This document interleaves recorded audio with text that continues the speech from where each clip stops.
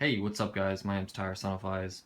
Today I want to show you the Dell Gaming SG2716DG. It is a G-Sync panel, and it's a 144Hz 1440p monitor. The stand on this guy is amazing.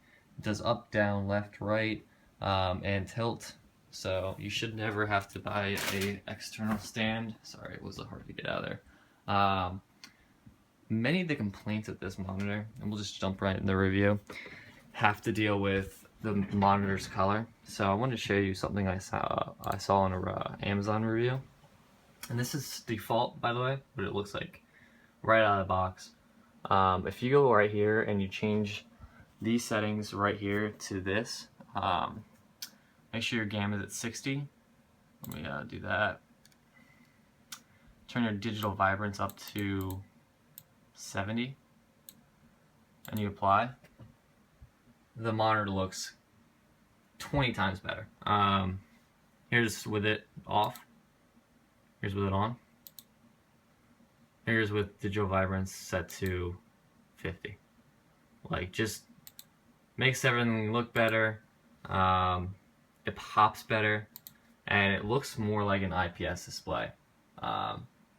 Really good. I gotta be honest, the colors on this thing right out of the box are terrible, but when you switch it up to the settings that I found, and I'll leave them in this description below, really makes that issue not such a problem.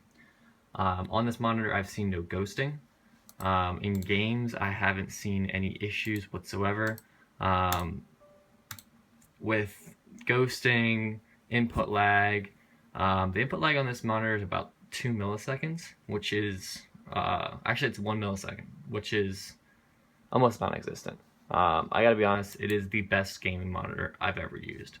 I'm coming from somebody who had a 120 Hz 1080p monitor. It was a Samsung SA2716DG, and I moved to the 1440p 144Hz.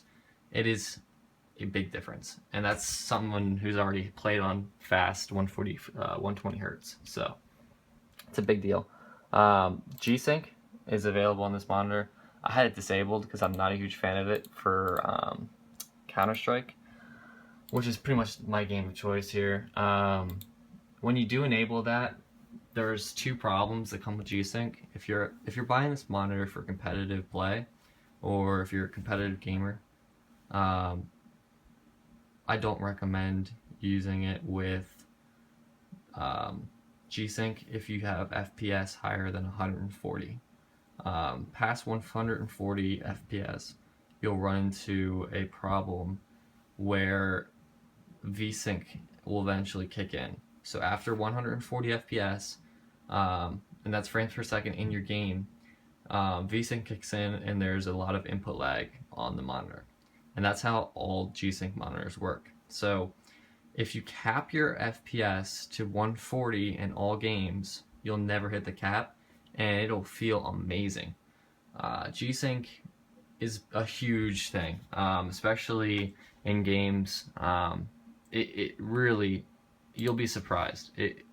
I'm still surprised and really just impressed by how well it works. Is it worth the money? It depends. If you're playing Battlefield, for example, it is. Honestly, I'd say if you're a Battlefield gamer and you really like Battlefield, play it most of the time, yes, it is definitely worth the money. No question. But if you play competitive FPS like Counter-Strike, no, not worth the money at all. I'm just gonna load up here Battlefield 1 so you can see what it looks like in game.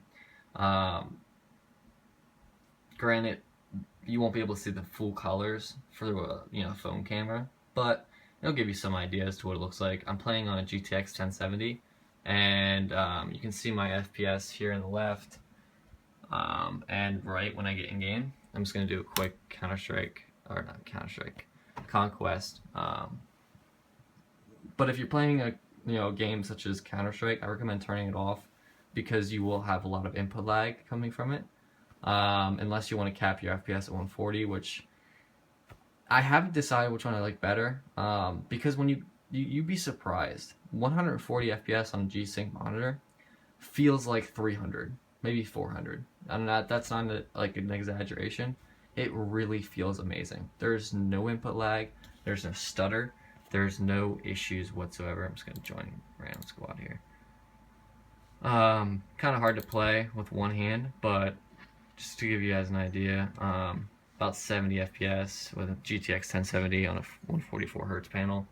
That's kind of what it looks like in game. It feels a lot better, especially at the lower frame rates, like 80. If you're playing on a non-G-Sync monitor, it really feels pretty terrible. When you're playing on a monitor, I'm not going to steal a plane.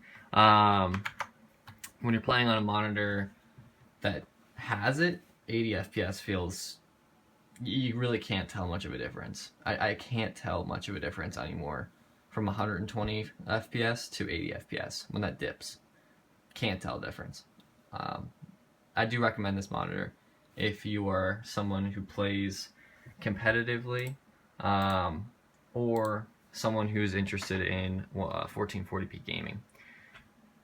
At the moment, we'll just go to Amazon. I'll show you the prices. Sorry, this game is kind of whacked out because it's in the beta. Let me just end this real quick.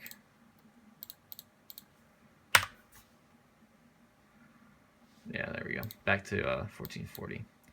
Alright, so on Amazon at the moment, this monitor is $519. Correct? Right there. Not that.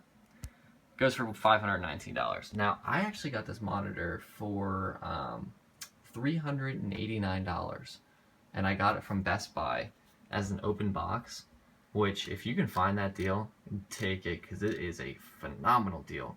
The most of the 1440p displays are around this 620 to 740. Just to show you, a lot of these guys are IPS sometimes. Let's see if this guy will say it. The Acer. No, that's not it. The newest one is this guy. It's $748. And I think this is a 144Hz 1440p IPS display. On this monitor currently, it's running a TN display, so it's not nearly as good in color reproduction. But if you notice here, most of these IPS displays at the moment are running a 4 millisecond response time. You will notice that. You will.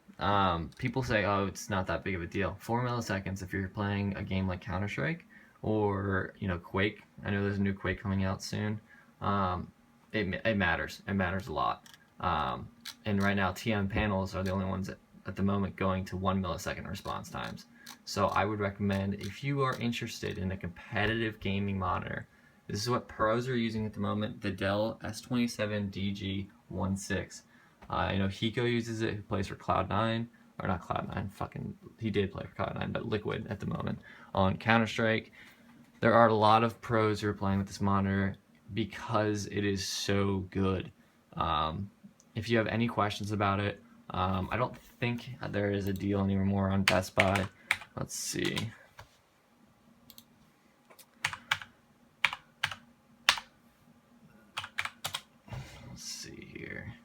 Yeah, it's going for $548. But you see this right here? Open box, $487, which isn't the best deal, but if you can find it on sale, this price is normally about $100 plus under. So that's how I got mine, for so cheap. That's a huge thing, man. You got to use that deal. I'll leave that link in the description as well.